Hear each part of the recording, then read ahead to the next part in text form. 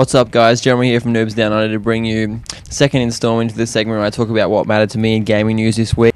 In the background here we have some Crysis 3 gameplay footage on Museum. I definitely recommend you check out this game. I've had a ton of fun on it. It's been quite awesome. The beta is free. I'll include another link in the description to go to it if you've genuinely missed out on it. It's not that big of a download. So let's get started. First up this week we're going to be talking about the next generation of consoles, the Xbox 720 and the PS4. What we know so far, what the specs are, what the developers are saying about the no secondhand game release system, how it's going to affect game development, how it's going to affect game sales. So first up, let's look at the specs. Both these machines are going to be installed with some current high-end sort of hardware. For the CPU, we're seeing them both go with the AMD 8-core 4x 1.6 GHz, which is going to be quite powerful and is going to have the ability to sort of turn off the different cores. This is going to be a big step in a very different direction from the last generation of consoles that we had, which didn't really take full use of a multi-core technology at all.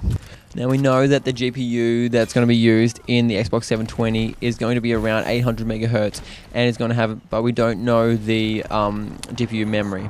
Whereas for the Sony, where they have told us that it's going to be 2.2 GB memory and it's going to be running at an unknown megahertz, I would say quite similar to the Xbox 720. Now the system memory for both is, it's very depending on what rumor site you go to, but both say around about 8 GB. For storage, I can't seem to find a definitive amount. I would say that they'll probably ship maybe variable depending on what you buy. Maybe you'll be able to put a bigger hard drive in it, but I'd say this is not important, but I'd say it will be quite a bit larger than the last generation considering the amount of downloaded games with this new no secondhand game system.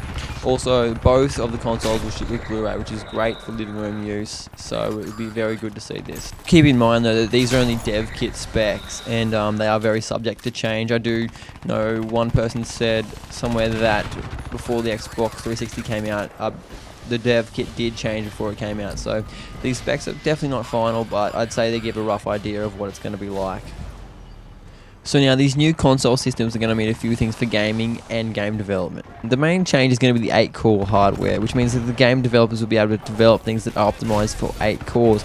See, if you have a PC these days, you can have it running hyper-threading, so theoretically you'll have 8 cores or 10 cores or whatever CPU you've got. But no games really take full advantage of that because developers always have to keep in mind that they're developing also for console, because any developer that makes money or releases their thing ports them to console. So hopefully now finally this will allow game developers and games in general to take full use of the multi-core technology that CPUs are providing to consumers.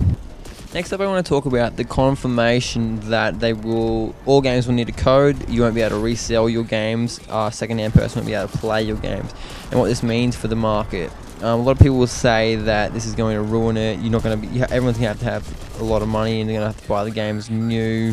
They're not going to get to play a lot of games that they ended up doing. But there's two ways that this could go down. The first way is they could get greedy because capitalism is very infectious and they could try to rip everybody off.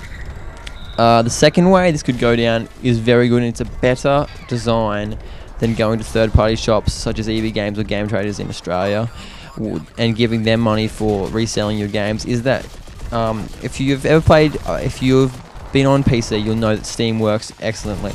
Basically, they discount the games based on how old they are. So at 1 month old it might be $60, at 3 months old it might be $30, and at 2 years old you might be able to pick it up for $10 and have an incredible sense of just getting you to spend money. This is better because first of all the money goes to the developer, not to a third party who's reselling the game.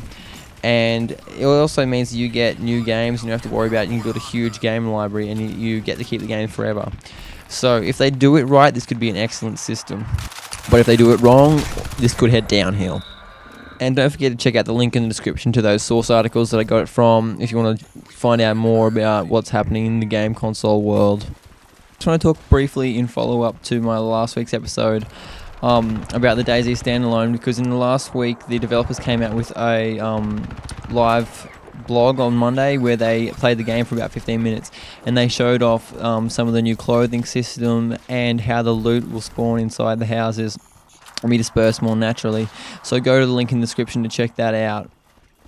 And lastly, this week I want to talk about the Elder Scrolls Online beta sign up, which came out over the last couple of weeks. You can go sign up right now.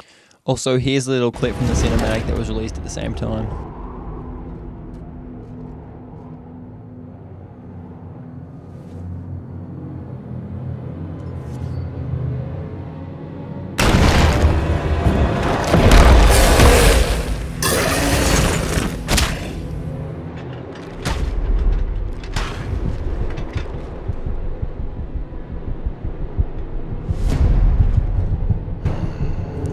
So ZeniMax Studio has been working extremely hard on that.